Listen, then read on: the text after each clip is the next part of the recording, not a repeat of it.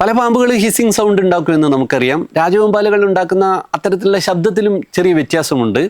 കുറഞ്ഞ പിച്ചിലുള്ള ഒരു മുരൾച്ച പോലെയുള്ള ഒരു ശബ്ദമാണ് രാജവെമ്പാലകൾ ഉണ്ടാക്കുക. ശ്വസനനാളിയോട് ചേർന്നിട്ടുള്ള ഒരു ഭാഗത്ത് ഒരു വീർത്ത ഭാഗമുണ്ട്. അത് താഴ്ന്ന ആവൃത്തിയിലുള്ള ശബ്ദങ്ങളെ റെസണേറ്റ് ചെയ്യാൻ വേണ്ടിയിട്ട് രാജവെമ്പാലകളെ സഹായിക്കുന്നുണ്ട്. അതുകൊണ്ടാണ് ഇത്തരത്തിലുള്ള ഒരു മുരൾച്ച പോലെയുള്ള ശബ്ദം ഇവർക്ക് ഉണ്ടാക്കാൻ പറ്റുന്നത്. നമ്മൾ മനുഷ്യരുണ്ടാക്കുന്ന ശബ്ദത്തോട് വളരെ അടുത്ത ശബ്ദമായിട്ടാണ് അത് തോന്നുക.